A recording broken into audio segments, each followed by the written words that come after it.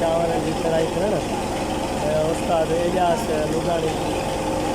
जो कारखानो आहे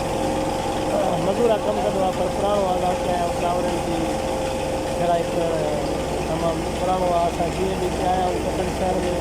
हिन सां ई कराईंदा आहियूं मूंसां गॾु रहजो मां तव्हांखे ॿुधायां कढ़ाई चीज़ या चांवरनि जी चांवर कहिड़े नमूने सां निकिरनि था मूंसां गॾु रहजो अॼु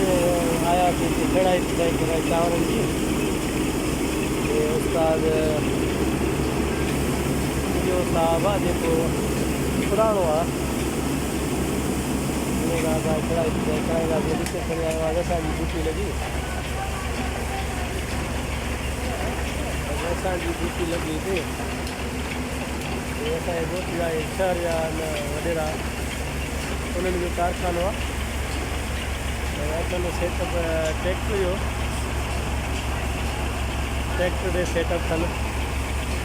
पर माशाल्लाह ज़बरदस्त बहितरीनु उस्ताद इलियास आहे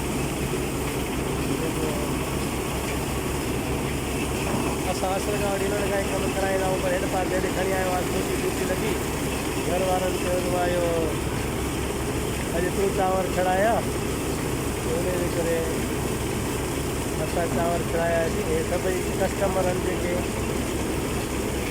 सभई कस्टमर आहिनि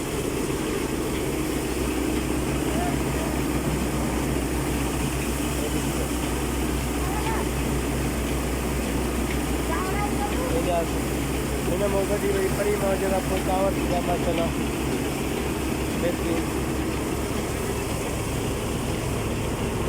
ॻोठ जा आहिनि हिननि जो सेटअप नंढिड़ो ट्रैक्टर जो सेटअप आहे फस्ट क्लास माशाल्लाह जाम ज़बरदस्त सिस्टम आहे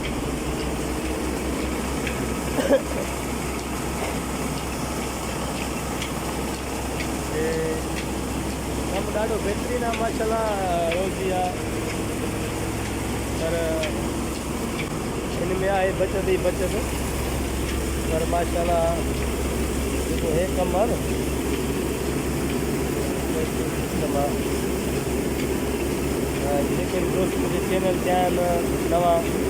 चैनल खे लाइक कमेंट ऐं सब्सक्राइब करा जीअं मुंहिंजी हर वीडियो तव्हां ॾिसी सघे